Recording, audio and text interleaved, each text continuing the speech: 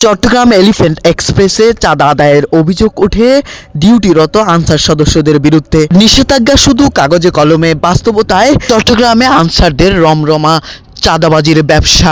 কয়েকদিন যাবৎ Chittagong elephant express রোডে মোটরসাইকেল নিয়ে চলাচলে নিষেধাজ্ঞা থাকলে তা উপেক্ষা করে মোটরসাইকেল এলে আনসার সদস্য তার কাছ থেকে ঘুষের টাকা গ্রহণ করে তাকে ছেড়ে যাওয়ার একটি অভিযোগের ভিডিও সামাজিক যোগাযোগ মাধ্যমে ছড়িয়ে পড়েছে। স্থানীয় সূত্রে জানা যায়, চট্টগ্রাম এলিফ্যান্ট এক্সপ্রেস রোডে আনসার সদস্যরা ডিউটি অবস্থায় মোটরসাইকেল প্রবেশ নিষেধাজ্ঞা দিয়ে তাদেরকে ডিউটিতে রাখা হয়।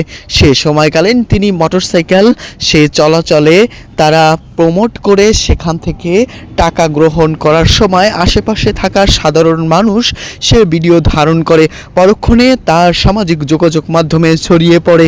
মুহূর্তেই সে ভিডিও ভাইরাল হয়ে যায়। শুরু হয় নেটিজেনদের মাঝে নানা আলোচনা সমালোচনা। কেউ কেউ বলেন, রক্ষকই যখন ভক্ষক হয় তখন এমন অবস্থায় দেখা যায়। আনসার সদস্যরা তারা যে কর্মকাণ্ড করেছে তা কখনোই কাম্য নয়। এ থেকে আমাদের অবশ্যই সচেতনতা বাড়ানো দরকার এবং বিষয়টি খুব তাড়াতাড়ি তদন্তর ভিত্তিতে তাদের আইনানুগ ব্যবস্থা গ্রহণ করার কথাও অনেকে জানিয়েছেন। কেউ কেউ বলেন, চাঁদাবাজি শুধু এলিফ্যান্ট এক্সপ্রেসে নয়, বাংলাদেশের নানা প্রান্তরে এভাবে চাঁদা আদায়ের নানা রমরমা ব্যবসা চলছে, এমন নানা কথা উঠে আসে।